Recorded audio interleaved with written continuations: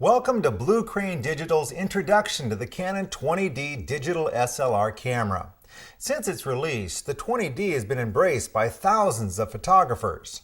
Why would someone consider buying this camera? The answer is simple: to take better pictures. But remember, this is just a tool. It may have great optics, it may store a large amount of data, but the quality of the image is really determined by the operator, you. We're going to simplify this seemingly complex piece of equipment and give you the freedom to take the types of pictures you want. This video is not designed to replace your camera manual. It is designed to focus on the most important features and controls of the camera. Your camera manual is really a reference guide. It shows you how to access a feature on your camera, but it doesn't tell you why it's important or how to use it with other features. Compare the manual to the owner's guide in the glove box of your car. Think of this presentation as a mini driver's education class for your camera. First, we'll discuss the important differences between the 20D 35mm film cameras and point-and-shoot digital cameras. Next, we'll demystify the camera and the photo-taking process. We'll cover topics that define the quality of your pictures. Following camera operation, we'll discuss composition and why it's important. Then we'll look at more advanced topics before tackling the process of getting the photos from the camera to your computer. Last but not least, we'll talk about color correction, cropping, and printing. Don't worry if you don't grasp the advanced features the first time you watch this presentation. Use your new 20D for a few weeks, and these topics will make a lot more sense. Before we start, here is a tip that can make learning this camera easier. Your camera comes with a manual. It can be carried in your bag, but the print is small, and finding specific topics can be difficult. For me, the manual is more useful if it's larger and easier to read. The manual can be downloaded from the Canon website in PDF format. Canon has posted this material in several places.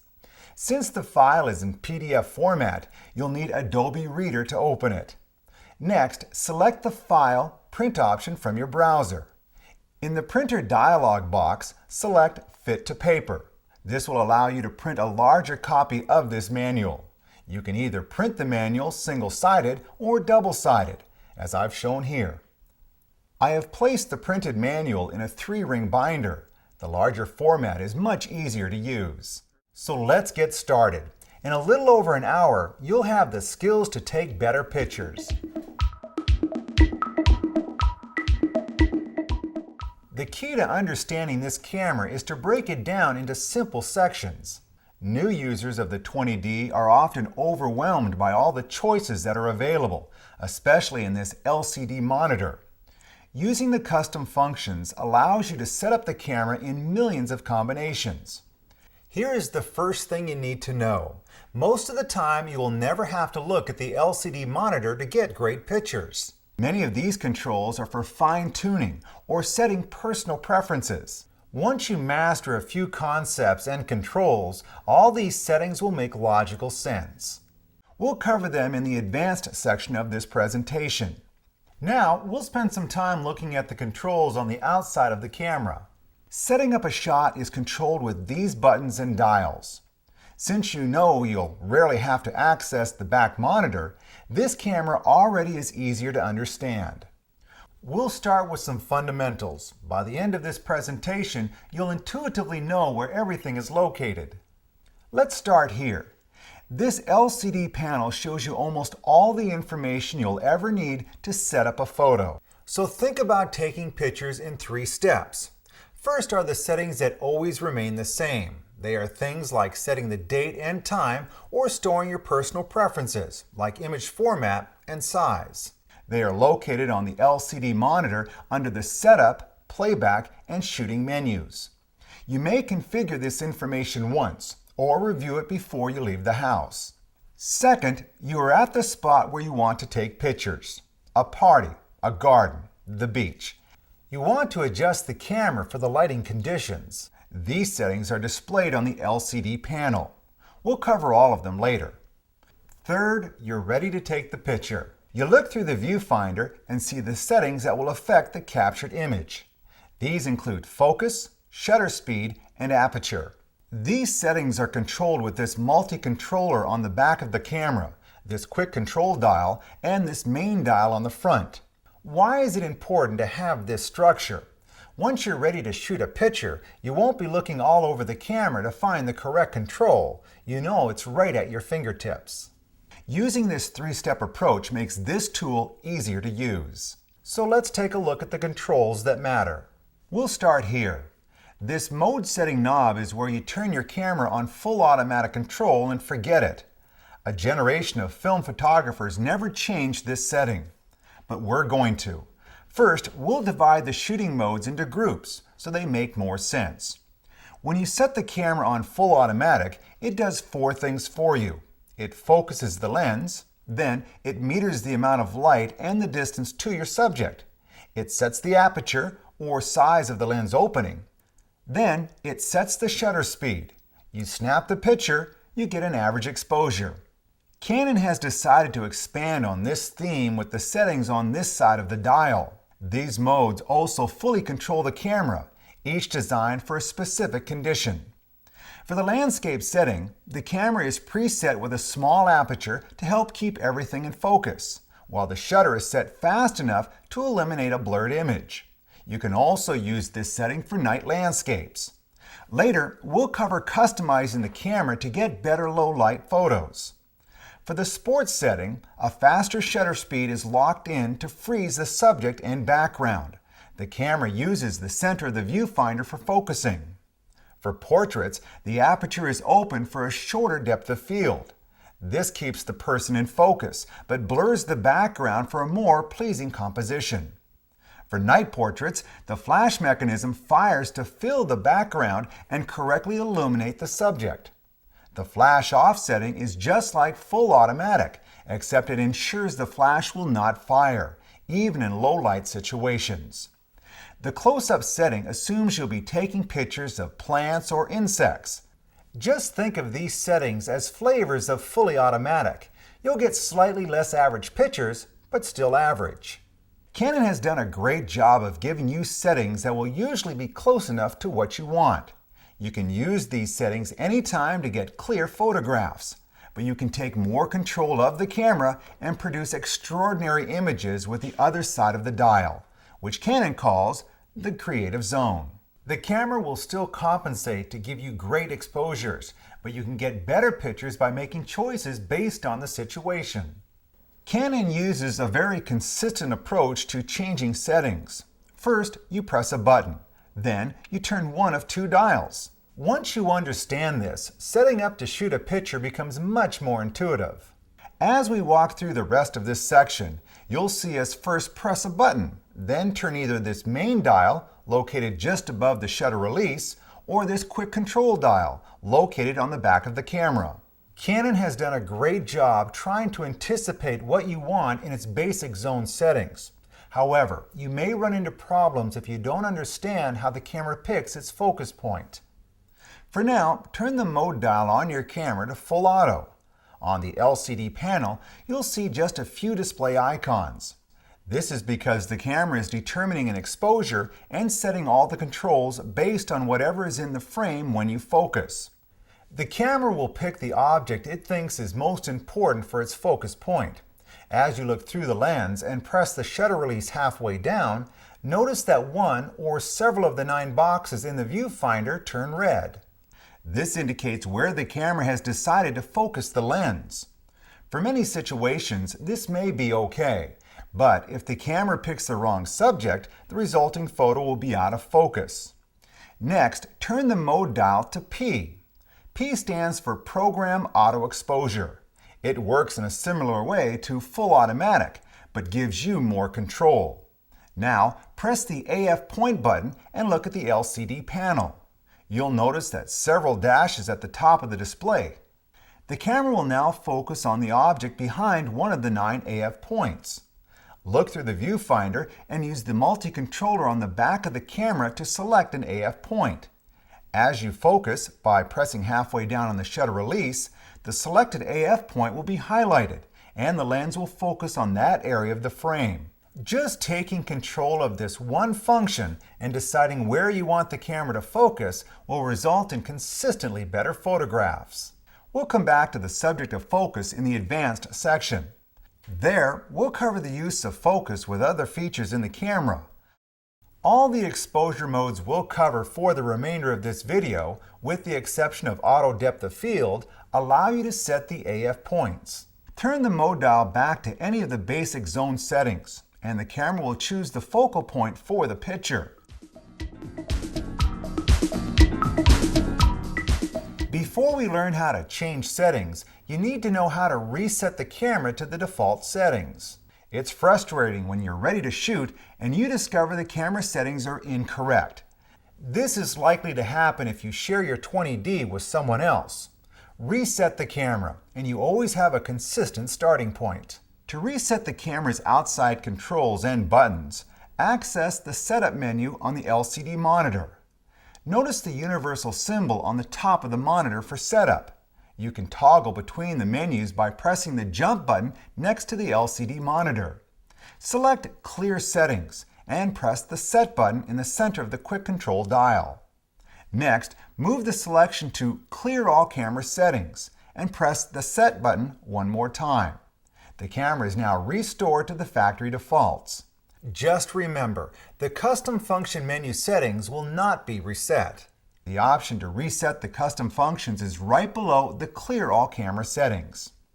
One last tip, press the Info button on the back of the camera when you're not displaying images, and you'll see many of the important settings of the camera, like bracketing, white balance, flash compensation, and ISO. By the end of this presentation, all this information will make sense and you'll be glad you have this display.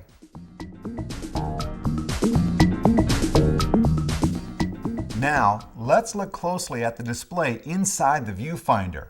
Remember, these are the settings that control the qualities of the individual shot. Turn the mode dial to P or Program Mode. Look through the viewfinder and press the shutter release halfway down to focus. The first display you'll notice contains the 9 AF points that are superimposed over the viewfinder. As we've previously seen, the red AF points indicate where the lens is focused. You'll see new displays at the bottom of the viewfinder which are not visible when the camera was in full automatic. On the left, we see the shutter setting. Here the shutter will open and close in 1/60th of a second. Refer to your manual for a good explanation of this readout. Just to the right is the aperture setting. This indicates the size of the aperture opening. A smaller number indicates an open aperture. A larger number indicates the aperture is more closed. We'll cover this in more detail later. Next to the aperture setting is the exposure meter. If the small indicator below the meter is centered under the 0, the camera can take a properly exposed photo with the current settings. If the indicator appears to the right, it indicates an overexposed setting. To the left, the picture will be underexposed. You don't have to worry about this yet. I just wanted to introduce it to you now. The number just to the right indicates how many photos can be taken in burst mode. We'll cover the setting for single frame versus continuous shooting later. Last, we see the focus indicator. If the indicator blinks or is not illuminated when the shutter is depressed halfway, it indicates a problem with focusing.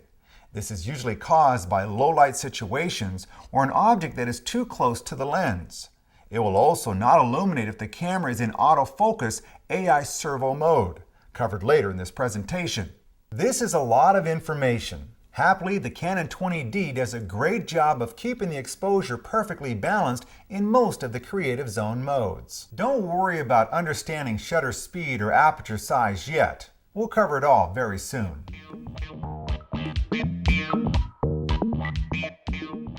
Let's look at this setting first. It's labeled TV. It stands for time value. Some cameras refer to this setting as shutter priority. Remember how full automatic control meters the available light and automatically selects the shutter and aperture. This setting is just one small step away. The camera still meters the light. You decide how long the shutter stays open, and the camera picks the correct aperture for a properly exposed photograph. If the shutter time is short, the aperture is more open to let in more light. A longer shutter makes the camera close down the aperture, letting in less light for a longer period. Whatever you pick, the camera will compensate. In this setting, the main dial controls the shutter. Hold the shutter button halfway down to focus. Then move the dial to the left or right to get the desired shutter speed. Continue to move the main dial to the left or right, and the aperture value will begin to blink. This indicates that the shutter time is either too short or too long for a properly exposed picture. Turn the main dial in the opposite direction, and the aperture value does not blink. Now, the camera can take a properly exposed photo. Spend a couple of minutes adjusting the shutter. Pause this video and come back after you've checked this out.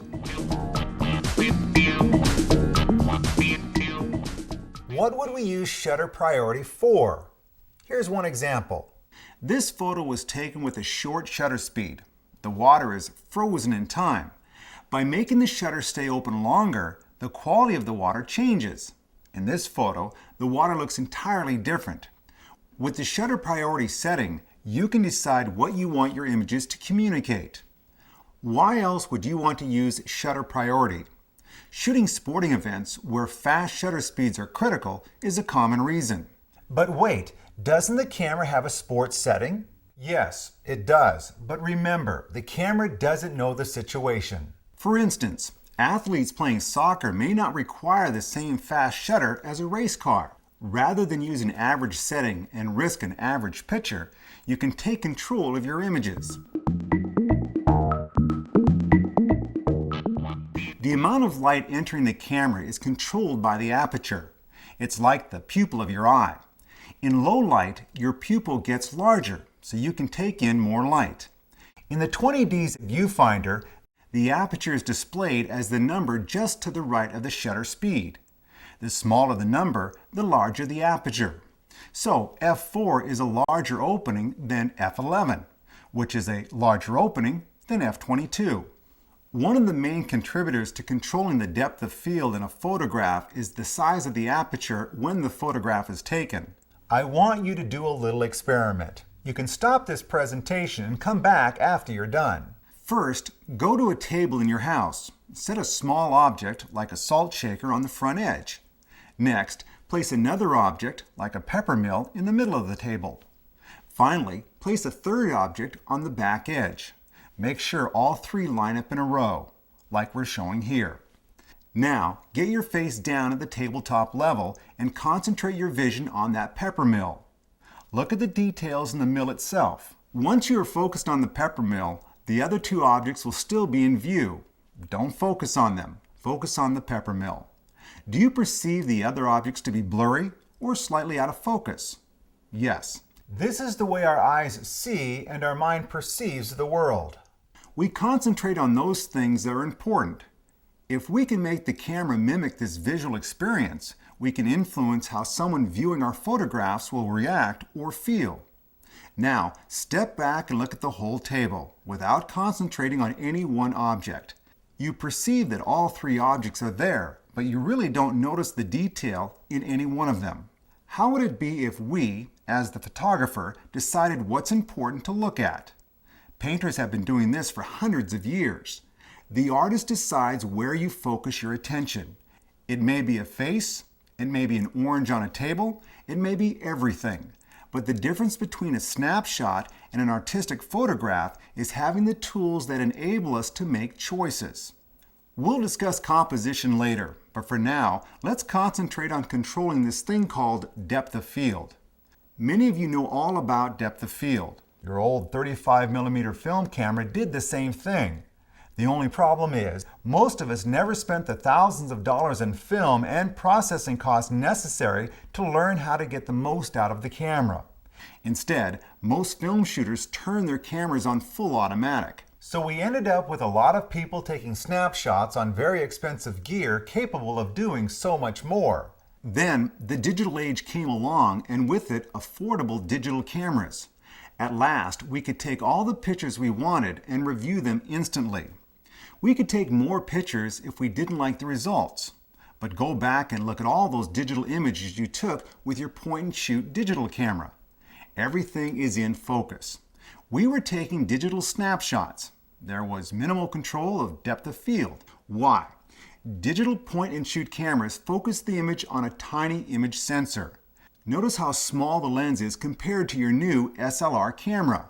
The tiny lens focusing on a tiny chip results in images that have an infinite depth of field. Your new digital SLR has a larger sensor. The depth of field possible is much closer to what the human eye sees, just like in the old 35mm film cameras. So here's the great thing about the digital SLR. You can control the qualities of the image with this new technology. You can see the results immediately. If you don't like the picture, adjust the settings and take another. You can store your photos on your computer and print beautifully detailed 8x10 prints or larger, and there are no film or processing costs. Finish watching this presentation and practice for a couple of hours on your own. You'll have more confidence with better results than you ever dreamed possible. Now, we're ready to cover the aperture value setting. You'll be adjusting the lens opening, and the camera will do the rest by adjusting the shutter speed. Move the mode dial to AV and look through the viewfinder. Press the shutter halfway down to focus. On the lower portion of your viewfinder, you'll see the shutter and aperture information. Again, the main dial controls the aperture value. This time, if the shutter speed blinks in the viewfinder, it indicates a setting that will not produce a properly exposed photo. Simply turn the main dial in the opposite direction until the shutter speed quits blinking. Once this happens, you can take a properly exposed image. Pause the video now and spend a few minutes with your camera to become familiar with these controls. Turn the video back on when you're ready to continue. What would we use aperture priority for? As we discussed previously, aperture is a determining factor in setting the depth of field. Remember, the wider the aperture opening, the shallower the depth of field. Sometimes you want an infinite depth of field, or deep focus. Other times you want a shallow depth of field. Your composition, subject matter, and context all play a role in finding the right balance. Experiment with taking pictures at different apertures. Stand about 6 feet from a person and zoom your lens to 100mm. This is often considered a good portrait focal length. Have your subject stand about 8 feet in front of a background of plants. Set the mode dial to aperture value and open the lens up using the main dial. Take a picture. Next, dial the aperture closed and take the same picture. How do the two pictures differ? Not just what is out of focus, but how do you feel about the main subject? Is one picture better than the other? Is one more pleasing to you?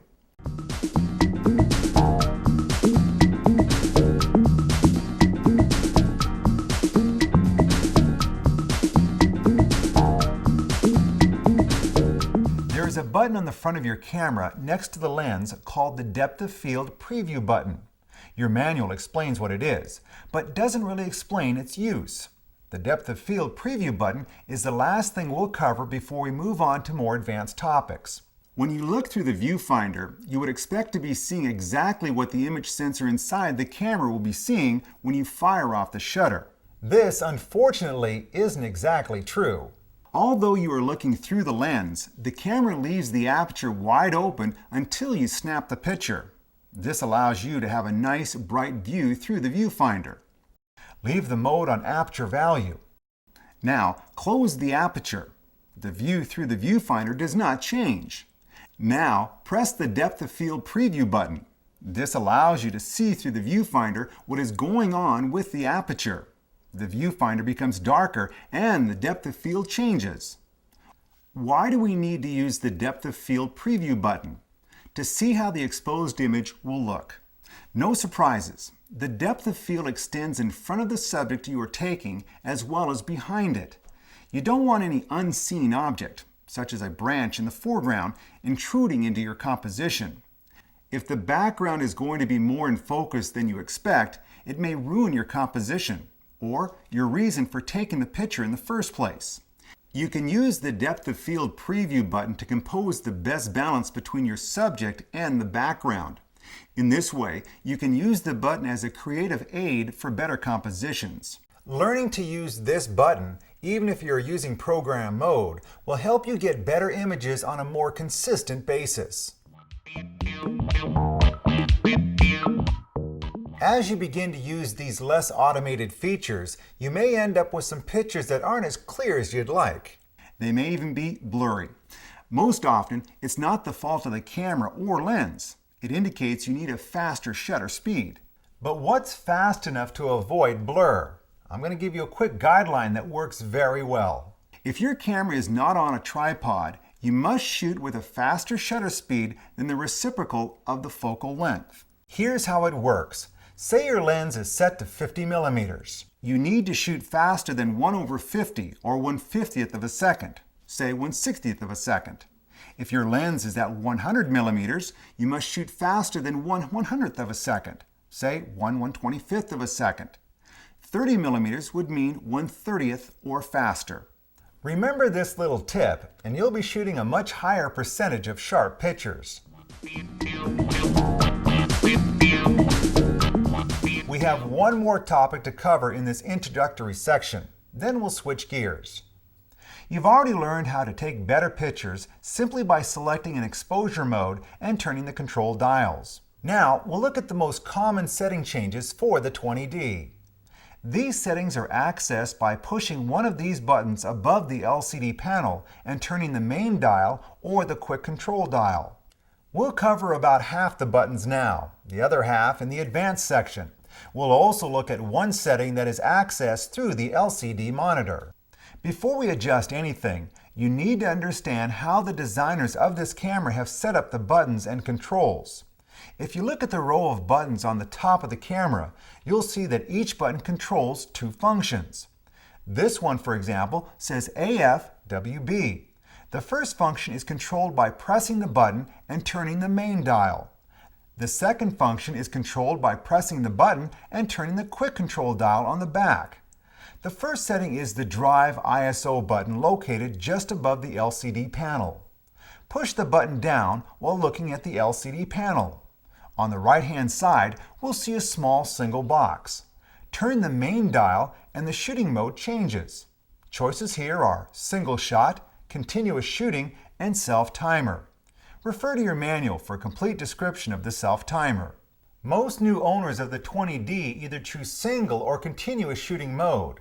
In the continuous shooting mode, the camera will continue to fire off the shutter as long as the shutter release is held down.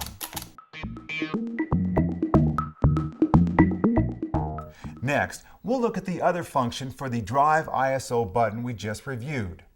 Again, we press the button. This time, we'll turn the quick control dial on the back of the camera. On the LCD monitor, the ISO values change. Value range is 100 to 1600. On a film camera, the ISO refers to film speed. This is, of course, a digital camera. There is no film. The designers of all digital cameras decided to use this old convention from the film world to describe the electronic sensor gain. This is when the camera artificially amplifies the signal to obtain a clearer picture. You may have made videotapes in extremely low light situations. Images on the tape can be seen, but the overall quality of the videotape is not very good. The image is captured by electronically enhancing the sensor. When you put your 20D in full automatic mode, the camera determines the amount of electronic amplification to apply. More amplification introduces more electronic noise into your image. To reduce this, the 20D limits the ISO speed in the basic zone modes between 100 and 400. This is even true in the sports setting. Because we're taking control of the camera, we can set this ourselves. If you are new to this, we'll keep it simple for now. If you are inside or taking sports shots with faster shutter speeds, set the ISO to 200 or 400. For outdoor photography on a sunny day, set it to 100. The ISO setting gives the camera a range in which to operate. These guidelines are just a starting point. Experiment with any of the 5 available ISO settings. You want to introduce as little amplification as possible and still be able to operate the shutter quickly enough to give you a clear picture. We'll come back to ISO in the advanced section of this presentation. Push the menu button and select the shooting menu. You can toggle between the three main menus by using the jump button. Use the quick control dial to select quality. Press the set button and use the quick control dial to choose a format. You can shoot either a JPEG, RAW by itself, or a combination of RAW with an embedded JPEG file. The JPEG setting determines two things. The first, fine or normal, determines how much compression to apply to the image. Fine applies very little compression, while normal applies quite a bit, making the resulting file smaller. The second, L, M, or S, determines how many pixels will be contained in the resulting file. RAW and large JPEG files will each contain information for an 8.2 million pixel file, while a small JPEG contains information for a 2 million pixel file. Refer to Chapter 3 of your manual for a full explanation of file sizes and formats. You decide to take a series of pictures. You've already set everything up in the LCD monitor, like date and file format. Nothing to change there. Do we want to control shutter or aperture? Set the mode dial. In this case, we'll select aperture value. Are we indoors or out? Here, we're indoors. Set the ISO to 400.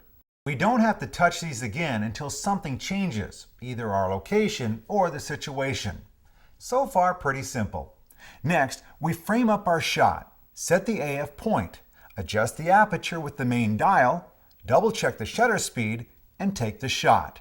I understand all this information takes a little getting used to, but the result will be consistently better photographs. We're going to switch topics now and spend some time talking about composition. The more advanced topics later in this video will build on the foundation we've already presented. Feel free to take a break now and experiment with your camera. As photographers, our goal is to convey our personal outlook and view of the world in the form of photographs. Good picture composition can help you express your visual ideas. Following these guidelines of composition won't guarantee award-winning photographs, but I can promise you this: your pictures will improve. I'm not asking you to memorize the rules and follow them by rote, although this might not be a bad idea if you're a beginner. You probably have a friend or relative who always seems to have a stack of vacation or holiday snapshots. In every batch, there may be one or two interesting pictures, but the rest are pretty boring. Most people simply don't know how to make their pictures interesting. They don't know how to arrange their subjects and backgrounds in an appealing way. That's what we're going to discuss now. The principles of good picture making, or composition, can be learned. As you look at a potential picture through the viewfinder, move the camera around. Find the best picture. Also, zoom with your feet. Moving a short distance can sometimes make all the difference. Avoid placing the subject smack in the center of the picture. Here is a concept that will really help you find the best arrangement of picture elements. It is called the rule of thirds and has been used by artists for hundreds of years. Divide the horizontal plane and the vertical plane into thirds. The intersections of these lines are the best places to locate important subjects. If you have a subject with prominent lines or edges, such as a building or a seascape, place them along the rule of thirds lines. A few words about horizons. Never allow the horizon to cross the picture plane exactly in the middle. If you want to feature a subject that lies above the horizon, such as a beautiful sunset, place the horizon lower than the center line. If your main area of interest is below the horizon, arrange the shot so that the horizon is higher than the center line. Teach yourself to visualize the thirds when you're looking at photographs and artwork. You will notice that professional photographers use this concept all the time. You'll also see the rule of thirds in television commercials, movies, and documentaries. A problem with so many snapshots is that the people are so tiny you can hardly tell who they are. The photographer has tried to cram a lot of information about who and where into one photograph. It doesn't work. The solution is to get specific with your pictures. Fill the frame with important stuff, the people, and enough of the surrounding details to identify the location. Then, take additional pictures to explore the place, the view, the architecture, the food. A photograph, like a painting or a drawing, is a two-dimensional object. The big issue facing photographers is this: how do you depict the three-dimensional world on two-dimensional paper? How do you avoid a flat look to your pictures? There are things you can do to help the viewer see the third dimension. Rule number 1. You must understand the technical aspects of focusing your camera. Focus is the most important component of making a good picture. The sharp edges and clarity of the focused subject engages the eye of the viewer. To make your area of sharp focus even more forceful, contrast it against an area of softer focus. To control the line between sharp and soft focus, you must understand depth of field and put it to work in your pictures. The contrast of a sharply focused subject against a soft background will greatly intensify the illusion of three dimensions. A few more tips that add depth. If possible, take advantage of overlapping objects. Overlaps show that one object is in front of another object in space. Use this trick to give your photographs the feeling of space and depth in the real world. Elements of perspective can be used to enhance the third dimension. Things like a line of fence posts going away from you, or a row of arches in a building, or a road winding off into a distance. Buildings can be a great source of perspective clues. Look at what happens with walls and roof lines as they rise up and away from you. These are all indications that the scene has space and depth. We have talked about a number of things that you can do to improve your photographs through composition, which will help you place the subject in the picture plane.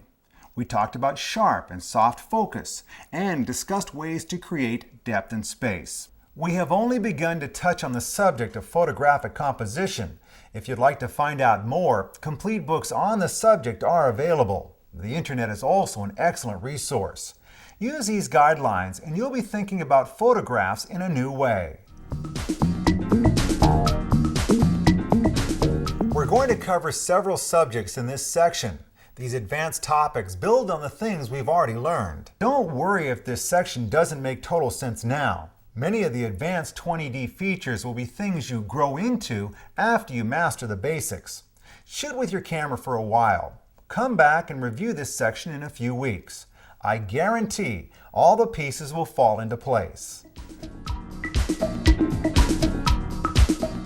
White balance is a topic that can either be very simple or a little more involved, based on your needs as a photographer. Happily, the 20D gives you white balance settings that work well under a variety of conditions. First, a short explanation of color temperature. When we shoot photographs, we can have a variety of light sources, each with its own characteristics. Color temperature refers to the spectrum of visible light illuminating an object. Take the sun, for instance. When it is shining directly overhead, we perceive white daylight. The Earth's atmosphere allows the entire visible spectrum of light to pass through and illuminate our world, resulting in a higher color temperature. An hour after sunrise or an hour before sunset, the curvature of the atmosphere changes the light reaching us. The atmosphere filters out the short wavelength colors, like violet and blue, and we experience more of a golden color. In this case, the color temperature is lower. We've all seen a red sunset, or the golden light that is so beautiful an hour before the sun goes down. The light given off by incandescent bulbs is similar to the light we see an hour before sunset. In contrast, candlelight is very red, with a very low color temperature. Think of how your friends look sitting in front of a fireplace.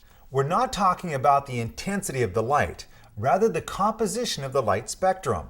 Then again, fluorescent light is completely different, with a large amount of green color being emitted. Most of the time, we want to represent the true color of something. We want the people in our pictures to have natural skin tones. The 20D has many settings for white balance. Each is designed to compensate for the light source. Let's look at auto white balance first. In this setting, the camera meters the light coming through the lens and compensates for the color temperature being recorded. The auto white balance causes the exposure to appear as if it was made under natural sunlight. In cloudy daylight conditions where there is a lot of blue light, auto white balance filters out the blue, shifting the colors back towards the red and yellow range. If we are shooting indoors under incandescent or firelight, the auto white balance shifts the camera back towards the blue range.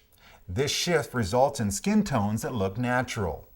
If you want this natural sunlight look, the auto white balance setting does a remarkable job. For many photographers, this is a setting that never gets changed. But you can use the preset white balance settings to create better photographs before you upload the images into your computer. Let's say you're taking a walk just before sunset. The light is making everything a beautiful golden color.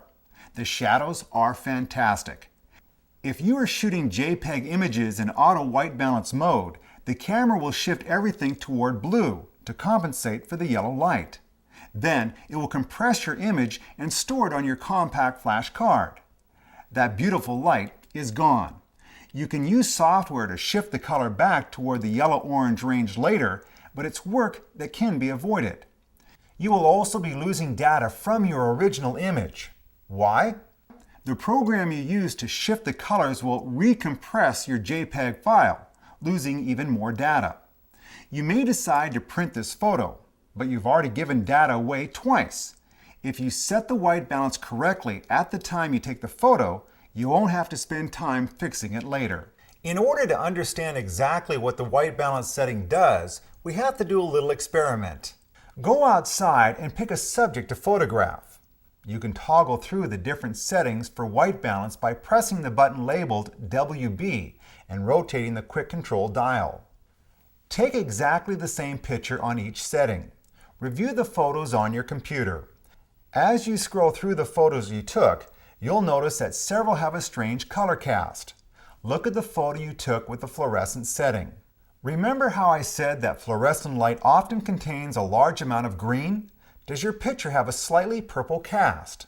The fluorescent setting acts as a filter to reduce the green spectrum the camera was expecting. You have to think about it backwards. The camera shifts the color slightly towards the purple side to compensate for the extra green in the fluorescent light. Since you took this picture outdoors rather than under a fluorescent fixture, the resulting image has too much purple. So if you're shooting an hour before sunset and you want to capture that golden light, try setting the white balance to cloudy rather than auto. The camera will expect light that has a high Kelvin temperature, about 6,000 degrees. Since the real color temperature is lower, say 2,900 degrees, the camera will record more of the yellow-orange light your eye perceives. One small point before we move on. You can fine-tune the white balance settings by accessing the WB Shift Bracket selection in the shooting menu. Use the multi-controller to shift the image toward amber or blue. You can also combine this with a color shift that is more green or more purple. Press the Set button to apply this color shift to any of the custom white balance selections in the creative zone. You may find that people look more attractive when the image is slightly warm. A WB plus and minus icon will appear on your LCD panel to indicate a white balance shift. You can also set the camera to an exact Kelvin temperature. Rotate the white balance setting to K. In the shooting menu, select the color temp setting. Press the Set button and adjust the white balance to your desired Kelvin temperature. Press the Set button to record your choice. This camera also allows you to set the white balance manually. Many owners of the 20D will never use this feature, but you should know why it's important. If you're going to be taking several photographs indoors and there are different kinds of light illuminating your subjects, you may find the auto white balance will not produce accurate colors. Since daylight varies in color temperature based on the position of the sun in the sky, the sunlight white balance setting won't be correct either. Rather than color correct all the photos after they're in your computer, you may elect to white balance the camera manually. This will give you true colors under any lighting conditions, whether you want accurate skin tones, are shooting product photos, or just wish to avoid color correcting later.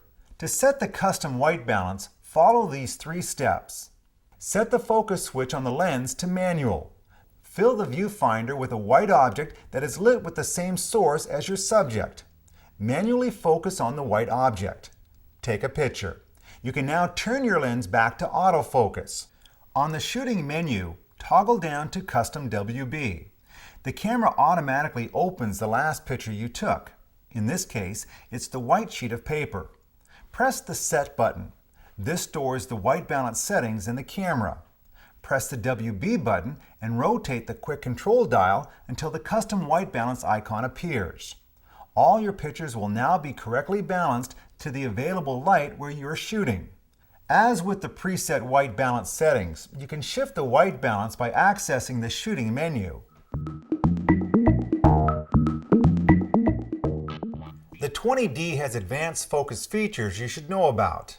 You can choose between 3 settings to control how the camera focuses the lens. We have discussed using AF points and letting the camera decide where to focus. But how do you decide when to focus? You may be taking a portrait of someone standing completely still, or you may be at the zoo, where an animal's movement is unpredictable. The 20D has settings for each of these situations, and one for everything in between.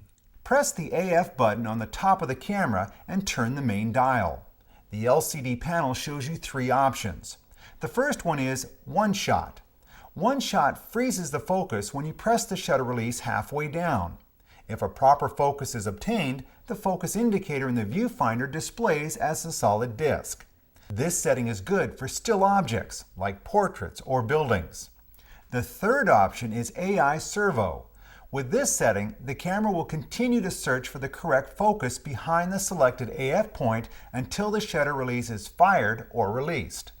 This setting is great for constantly moving objects, like small children or animals. The second choice is something in between. AI Focus starts out just like One Shot. It will focus and stay locked on the subject behind the AF point. If the subject moves, the camera switches over to AI Servo, continuously focusing on the subject. Once the camera changes to AI Servo mode, the focus indicator will not light. In some situations, for instance with extremely backlit subjects, you may wish to lock the exposure. We'll be talking about metering in a few minutes, but for now, let's look at the Auto Exposure and Auto Focus Lock button next to the AF Point Selection button. The default setting for this button allows you to lock the exposure setting before taking a photo. This may be necessary in high contrast situations. This button can also be programmed in a variety of ways.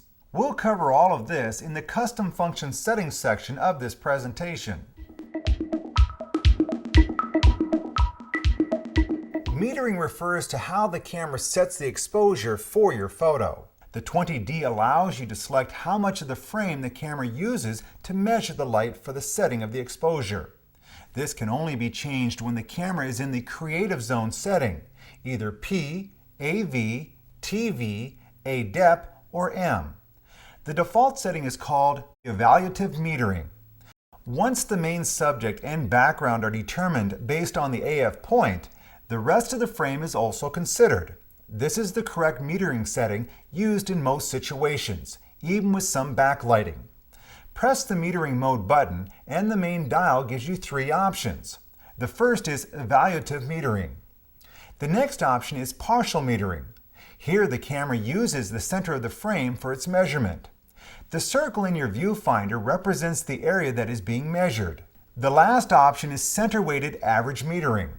The camera will still look at the entire frame, but will consider the area in the center of the frame to be the most important. Areas toward the edge of the frame will be considered less important. So if your subject is extremely backlit, or there are different light sources in the frame, or if the contrast is very high, you can meter on a specific subject. Then you lock the exposure with the AE Lock button, reframe your photo, and take the picture. You may may ask why focusing and metering are in the advanced section. These settings are not particularly hard to understand, but step back for a moment and look at all the controls together.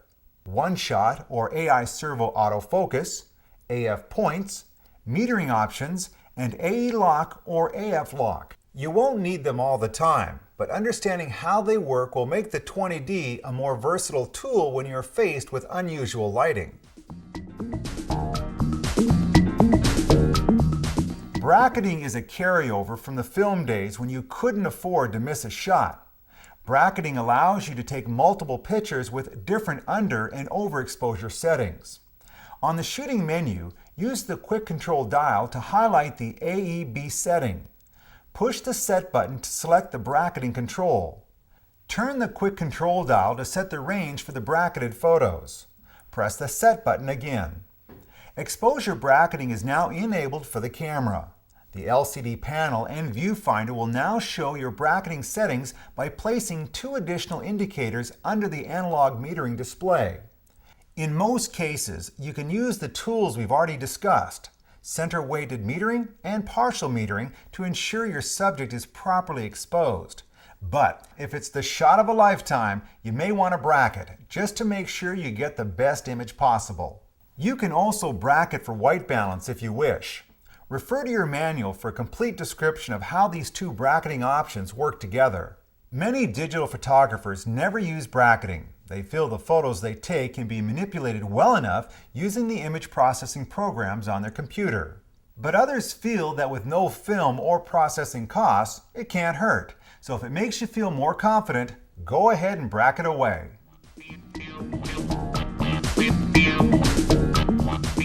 Next, we'll cover exposure compensation.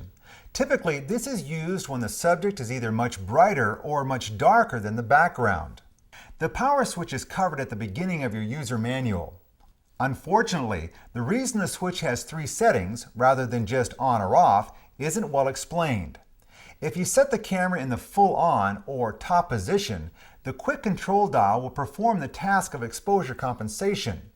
Once the camera is focused in a creative zone setting, turning the quick control dial counterclockwise will underexpose the image. Overexpose it by turning the dial clockwise. Just remember this: you must either turn the compensation back to 0 or reset the camera to erase this setting. Turn the power switch to the first on position and the quick control dial is disabled for this function. When the camera is new to you, it's extremely easy to inadvertently change the exposure with this dial if the power switch is set to the full on position. As you become more comfortable with the camera and controls, you'll be happy the designers decided to put this control within instant reach. If you choose the full manual mode, the camera gives you control over aperture and shutter. Turning the main dial in the manual mode changes the shutter, just like in the shutter priority mode. To change the aperture, turn the quick control dial. This mode gives you total control over exposure, aperture, and shutter speed. Because of this, there is no exposure compensation control in manual mode. Manual mode can be useful if you are trying to achieve a specific effect, or if you have lighting situations that require manual underexposure to retain details. The tools we just covered, metering modes, AE lock, exposure compensation, manual mode, and bracketing, all do one thing, each in its own different way. They allow you, as the photographer, to override the exposure the camera would normally select.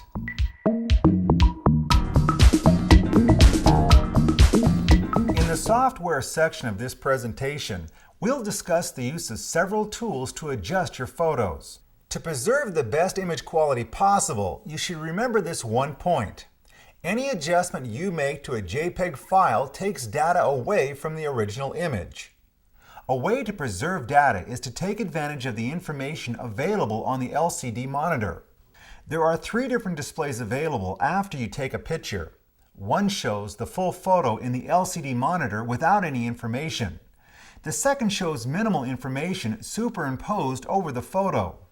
The third display shows overexposed areas by making them blink, and displays quite a few of the camera settings as well as a histogram. Toggle through the displays by pressing the info button next to the LCD monitor. The histogram will show you whether your picture has good tonal definition and if your exposure is indeed right for your subject.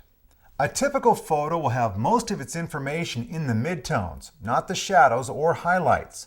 The histogram, in this case, will look like a bell curve, with most of the data in the middle. If your photo has a lot of dark colors, a good exposure will be weighted toward the left side of the histogram. Consider the photo, then compare it to the histogram. Here we've purposely overexposed a lighting fixture. I want you to notice two things. First, there's a spike in the histogram on the right-hand side, indicating data has been lost from my highlights. Second, the image display blinks wherever the image is overexposed. These areas have values that could not be captured by the camera. Consequently, the data is lost forever. If you see blinking in small areas of the image, you're probably okay.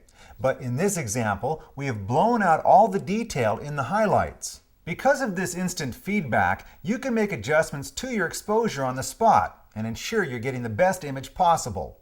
Think back to having the exposure compensation control at your right thumb.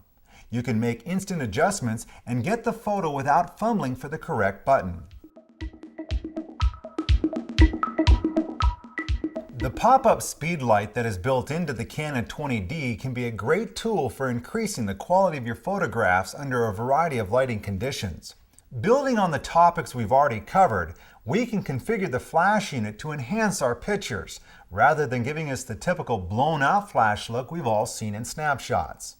Most beginning photographers use the flash on their camera when they are indoors under low light. Here's a tip. Use your flash outside under bright sunny skies. The flash will fill in some of the harsh shadows created by the sun. We'll look at using the flash exposure lock as well as the flash exposure compensation control. These two tools can be used together to control the final photograph. The 20D allows you to configure the flash to work in a variety of situations. You can also configure the intensity of the flash. Push down the flash exposure compensation button and rotate the quick control dial. Moving the indicator to the underexposure side of the meter will decrease the flash intensity, a typical fill flash. Move it to the other direction, toward overexposure, and the flash intensity will increase to illuminate the subject. In the same way we use the exposure lock button to correctly meter a subject, we can use the flash exposure lock to evaluate a subject before we fire off a shot. Set the metering type to partial. Raise the speed light, focus your subject in the center of the frame, and push the exposure lock button. The camera's speed light will fire off a flash without taking a picture. It will then store the correct flash value in the camera's memory. Reframe the subject and take the picture. The flash will be correct for the subject you metered. You may see the term slow sync in reference to using speed lights or flash units. This refers to the shutter speed necessary for the flash unit to illuminate both the subject and the background. Whenever you operate the speed light, the camera will automatically adjust the shutter speed or the aperture to ensure that both the subject and the background are illuminated. For the 20D, the shutter must fire in 1/250th of a second or slower. If you don't care about the illumination of the background, you can turn this automatic control off in the custom function settings of your camera. Many photographers appreciate the power and flexibility of the 20D, even on its default settings. The designers of this camera understand, however, that different photographers have different needs and different approaches. If your interest is in sports, your style of shooting will dictate a different approach than a portrait or nature photographer. This is where camera customization can make the 20D an easier tool for you to use. The Custom Functions menu allows you to change the way certain buttons or features of the camera operate. We'll go through a few that you might find useful. Access the Custom Functions menu from the Setup menu. Press the Set button. The next screen looks a little different than the menu selections we've reviewed before. In the top right-hand corner of the LCD monitor, the custom function number is displayed. Just below it is a short description of the function. We recommend you refer to your user manual for a complete description of each custom function. At the bottom of the screen, we can see, at a glance, all 18 custom function numbers and whether each is set differently than the factory default. A 0 under the custom function number indicates the default setting. Use the quick control dial to select the custom function you wish to change. Press the Set button.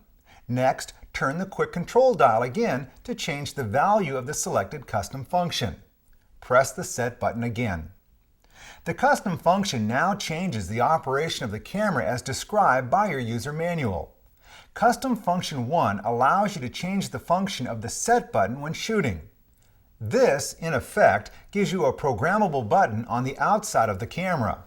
The default for the button is to do nothing, but CF1 allows the button to change the quality, the shooting parameters, display the menu, or replay the captured images. When the camera is new, you may want to change the image quality often. As you grow into the camera, you may find that one of the other options are more useful. Custom function 2 is handy if you take a lot of pictures under low light, like night landscapes.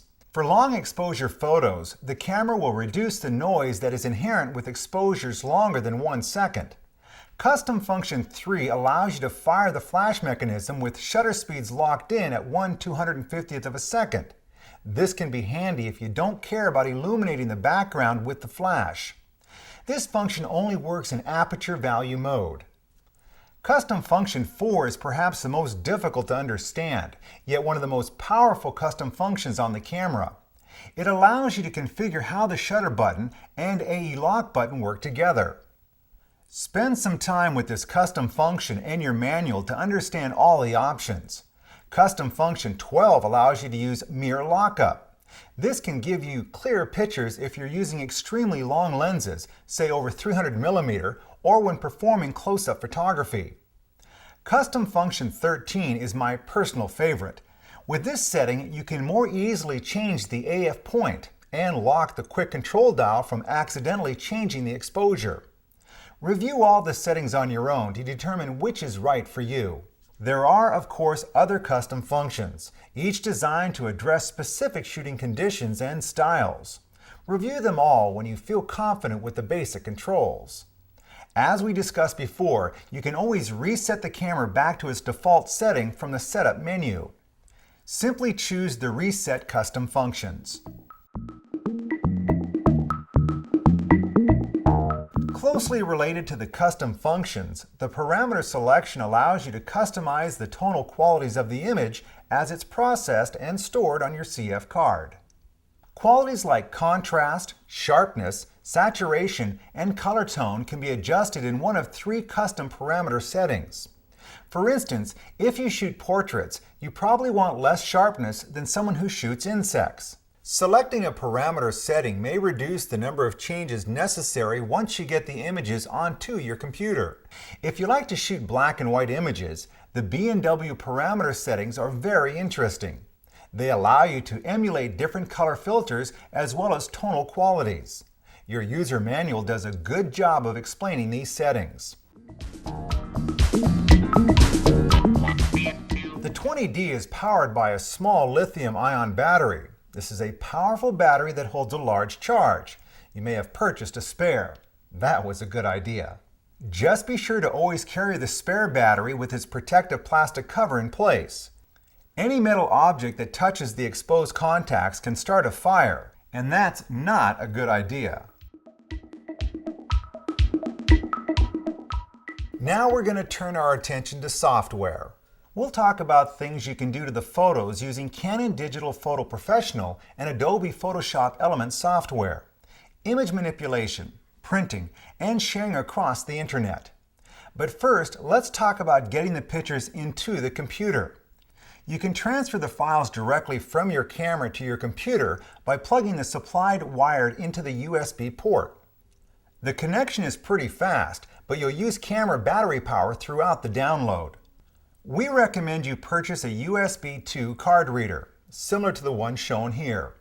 Card readers are inexpensive, and they can stay connected to your computer all the time. If you use a card reader, you can leave your camera in its bag. In addition, the transfer rate will be just as fast as if you use the camera and supplied cable. For much of this section, we'll be looking at Photoshop Elements, which comes bundled with your 20D. At the time of this production, Elements version 3 had been announced but not yet released. We'll be covering version 2 in this presentation. The same concepts presented here also apply to version 3. We'll also point out some important differences in case you decide to upgrade on your own. Adobe's more expensive offering is the full version of Photoshop. The current Photoshop allows you to import RAW files directly and gives you a stunning range of tools for changing your photos. Elements version 3 also supports RAW files, but version 2 does not. Because of this, Canon has bundled a second product called Digital Photo Professional with your camera. We'll use this tool to process RAW files before we do final manipulation and printing in Photoshop Elements. If you have Elements version 3 or Photoshop CS, these applications do the same basic functions as Digital Photo Professional. One last thing I need to mention before we start. When you take photographs on the 20D, you'll have a choice of either JPEG or RAW formats. The procedure for processing JPEGs is a little different from processing RAWs, so we'll present them in separate sections. An important thing to remember about photographic image files is this: never disturb the original files. Once they're in your computer, always preserve them the way they came from the camera. If you want to make some modifications, and many times you will, simply make a copy, then make changes to the copy. Give it a name other than the name of the original photo. Always adhere to this approach. Someday you'll be glad that you have your original files.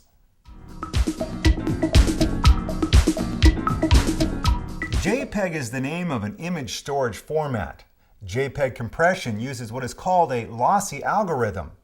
This means that only selected bits of information about a picture are stored in a JPEG file. The software, either in the camera or in the computer, makes a few educated guesses about the image information and decides what to save. As a result of the compression algorithm, JPEG files are stored in a much smaller space than it would take to save everything. Here's what you need to remember about JPEGs. Every time you make a change to a JPEG file and resave it, the system does a new compression on the file. After several compressions, a file starts to develop impurities called artifacts, halos, outlines, and other electronic junk that you didn't put there. A good plan of attack before you begin to work on your JPEG in Photoshop Elements is to make a copy of it in TIFF or PSD format. Saving and resaving the TIFF or PSD file will not create artifacts because these formats don't use compression.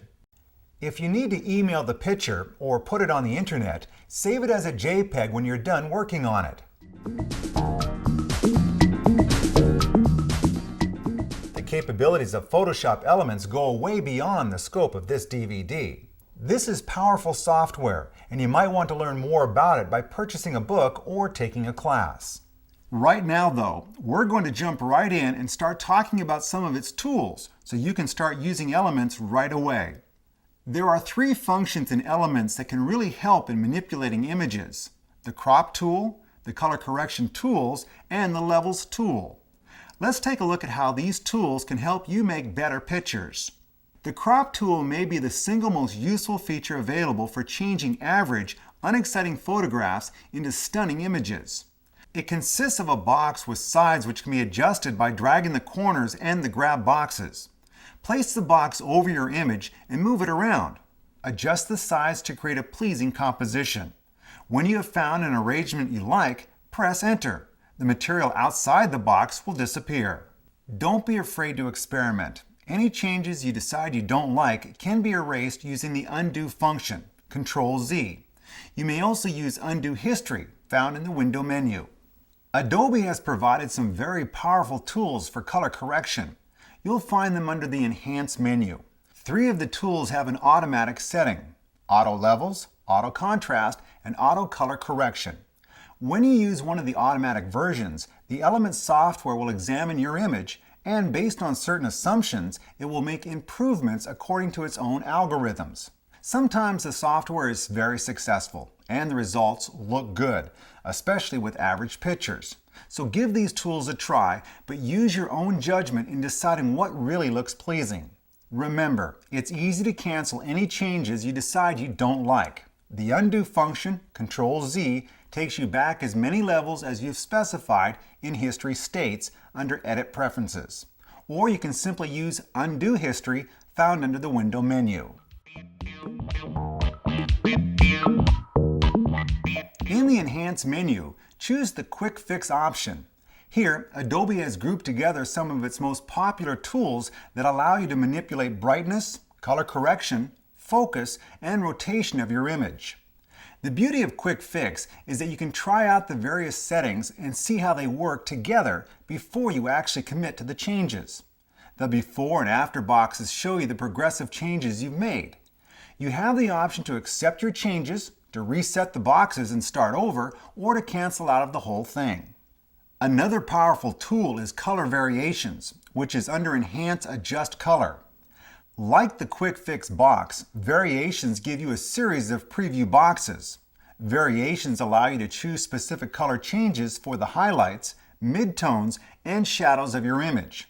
You can also lighten and darken the image, and change the color saturation. Use the slider control to fine-tune your changes. For those of you who prefer an even finer control of color and tonal adjustment, check out the Levels tool, found under Enhance, then under Adjust Brightness Contrast. In the Levels tool, you can adjust the range of dark and light values over an entire image. You can also adjust the range of values across a color channel.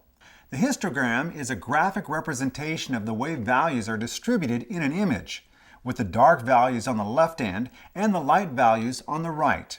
Use the Input Levels sliders to distribute highlights and shadows more evenly across the range of the image. The histogram will show you where values are missing.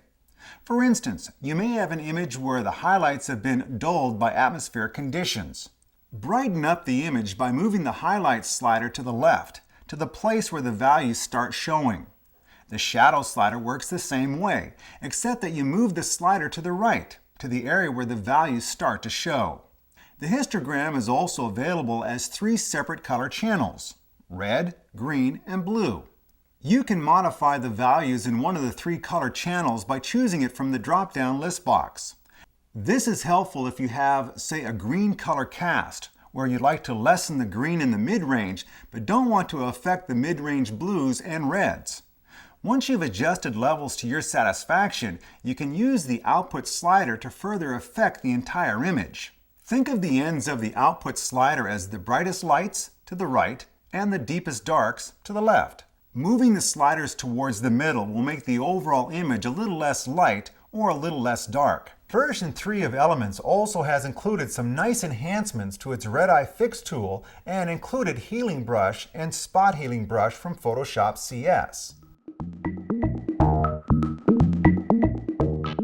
One last thought about archiving your photographs. There are a few habits we encourage.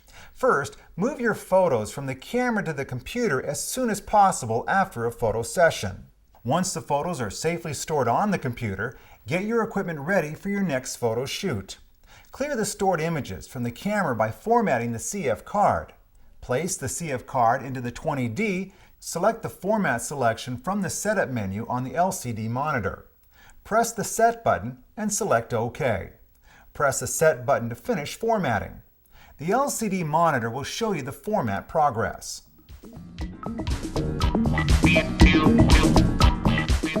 Now, I'm going to discuss files in the RAW format.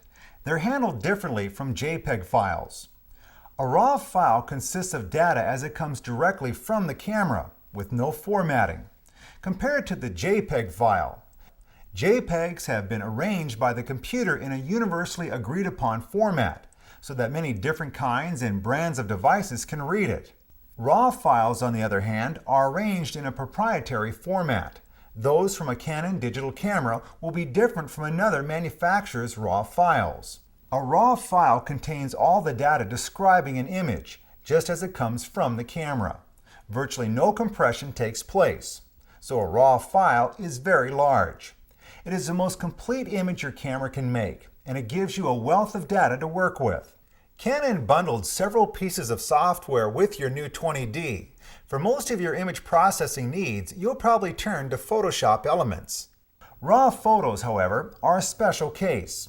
Canon's Digital Photo Professional allows you to display and make tonal adjustments to RAW photos shot by Canon's EOS family of digital cameras. So let's take a look at Digital Photo Professional. When you open the program, you'll see the main window. On this screen, you'll select the photo or photos you wish to adjust. At the top of the screen, you'll see a specialized toolbar. On the left side, you'll see a tree view of all the folders on your system. Click on one that contains RAW photos, and you'll see the images displayed in thumbnails on the main screen. The tree can be toggled on and off with the Folders button on the toolbar. The size of the thumbnails can be controlled in the View menu or by pressing Ctrl 1, Ctrl 2, or Ctrl 3. If you press Ctrl 0, you'll get an image displayed with its shooting information. Having this size control is really great, especially if you have lots of images. Double-click on an image to open it in its own window. Then use Ctrl 1, Ctrl 2, or Ctrl 3 to increase the magnification. Select one or more images to edit. Use selection options in the Edit menu, use toolbar buttons, or simply use conventional Mac and Windows commands. Here, I'll select 4 images while holding down the Control key. The best way to get the adjustment tools is to press the toolbar button, Edit Image Window. Here is the first of my selections in a large window, with my other selections as thumbnails to the left of the screen. The Thumbnails button on the toolbar toggles them on or off. A nice feature of this software is the ability to show the selected RAW file in a split image, so you can dynamically monitor the effects of the changes you make. Choose Before-After Comparison from the View menu from the Edit Image window. Press the Tool button on the toolbar to bring up the tool palette. Select the tab on top of the palette entitled Raw Image Adjustment. You'll see a group of tools which we'll discuss one by one.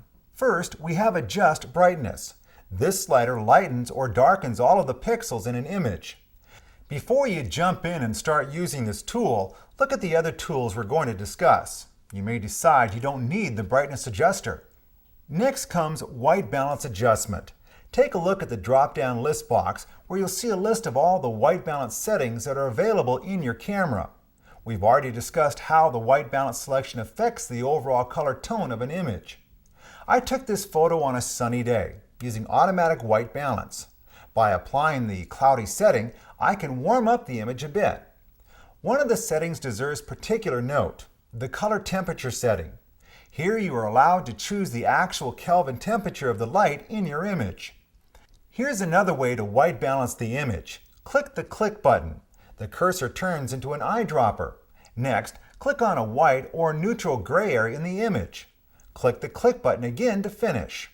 By establishing what is white, the camera can adjust the colors appropriately. There's one more tool to look at.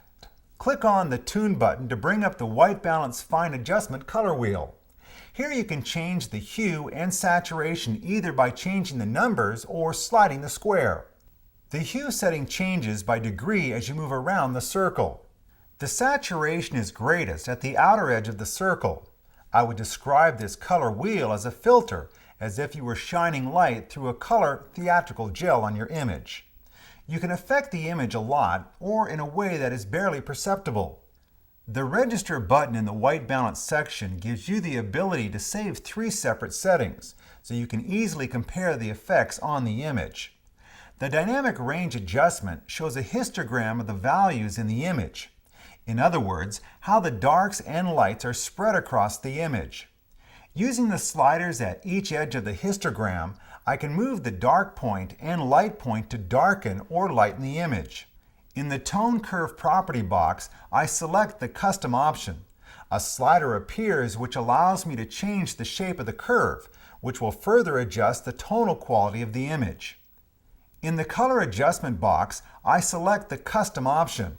This presents sliders for both hue and saturation, allowing me to make a final adjustment on the image. There are a few other interesting things this software allows you to do. One is to save in a file or on the clipboard all the changes you have made to an image. The software calls these changes recipes. Once you've saved the recipes, you can apply them to other photos you may have taken under similar conditions. Most importantly, you'll want to save your raw images as a JPEG or TIFF image so that your image processing program can access it. Take the Convert and Save option under the File menu. Be careful not to overwrite your raw file. Remember, you want to preserve your original. You may take the default settings when you convert to JPEG or TIFF, but pay attention to the output setting. 350 dots per inch is going to give you a pretty large file. If you don't need all that resolution, you may just want to use the screen standard, 72 dots per inch. Photoshop Elements gives you two automatic page formatting options for printing: contact sheets for the contents of a folder, and picture packages for layouts of multiple copies of one photo. Both of these options are found in the File menu under Print Layouts. Elements version 3 has greatly improved the printing process by allowing you to place multiple photos, each with a different size, on the same sheet of photo paper. If you print a lot of photos, this enhancement by itself might make the switch to version 3 worth the cost of the upgrade. One final word about printing or sending photos. Pay attention to the resolution size of a photo, or pixels per inch. 72 pixels per inch is the accepted resolution for computer screens, and that includes the internet. If you want to print the same photograph on an inkjet printer, especially if you want top quality appearance on glossy paper, you will need significantly better resolution, say 200 to 300 dots per inch. Well, that's it. We hope this introduction to using the 20D will help you take the best pictures possible. Some of the topics in this presentation may not seem important to you yet, but use the camera for a while. As you become more comfortable with the 20D, you'll find yourself taking better pictures than you ever imagined. You'll also see situations that are addressed in the advanced topics of this video. Refer to this presentation anytime you want. Thanks for watching, and now go out and take some great photos.